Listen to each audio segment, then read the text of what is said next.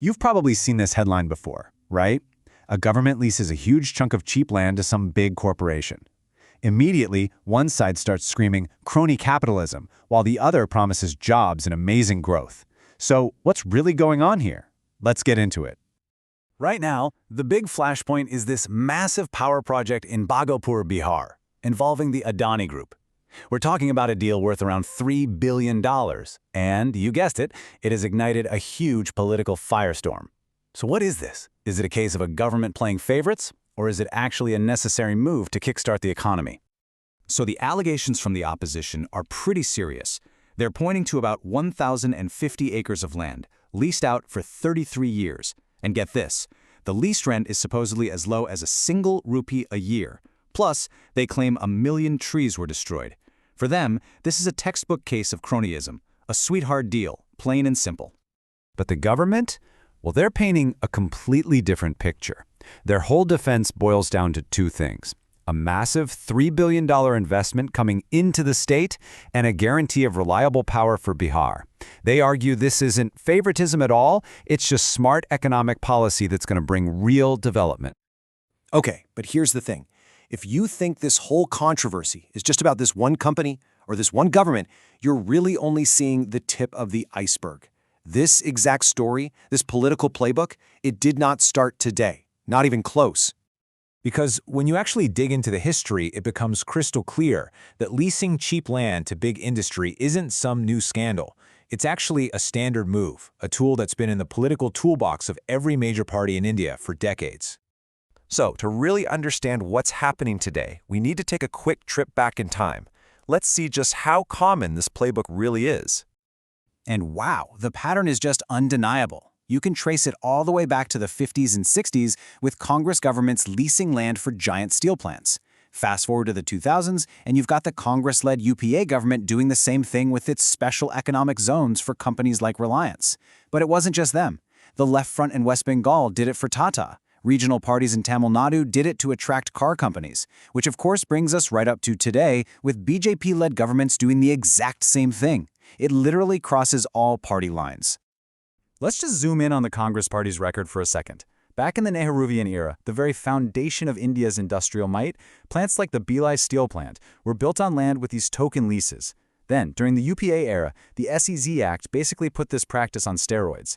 And at the same time, you had state leaders like YSR Reddy and Andhra Pradesh handing out land for peanuts to get massive power projects built.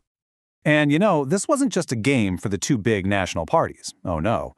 The Left Front government in West Bengal sparked huge protests over its land deals in Singer and Nandagram. Down south, you had powerful regional parties like the TDP using cheap land to turn Hyderabad into an IT powerhouse, while the DMK and AIADMK in Tamil Nadu did the same to build a massive auto industry. So this begs a really important question. If these deals always cause such a political firestorm, why does every single government, no matter their ideology, keep on doing it? What's the logic here? Well, it really starts with the sheer scale of it all. To get the why, you have to wrap your head around this number. A single big power plant can need anywhere from 1,000 to 3,000 acres of land. Just imagine trying to buy that much land at today's market prices. The project would be dead before it even started, and possibly expensive. Which leads right to this problem. If you're a state government and you are desperate for the jobs and the investment that a multi-billion-dollar project brings, how do you make it happen? How do you get them to come to your state when the cost of land alone would scare them away?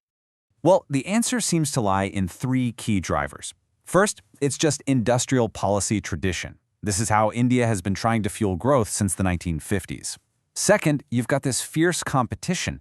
States are literally fighting each other for these projects, and if one state doesn't offer a sweet deal, you can bet another one will. And third, for stuff we all need, like power, you have to keep project costs down to make sure electricity is affordable for everyone. So now we get to the heart of the political theater, the totally predictable cycle of accusations. This is a classic case of politics clashing with policy.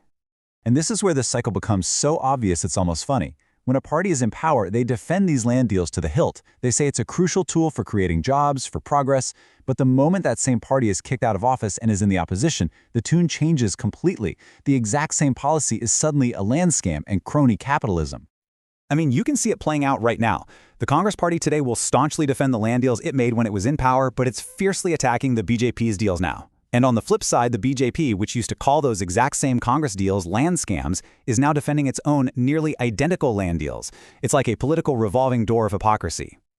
So, all of this leads to a pretty sharp conclusion, doesn't it? The criticism from the opposition, and it doesn't matter which party it is almost always politically opportunistic. It's less about a genuine problem with the policy and way more about scoring easy political points. Okay, so if the political shouting is mostly just noise, what should we actually be focusing on? What's the real issue here that we need to wrap our heads around?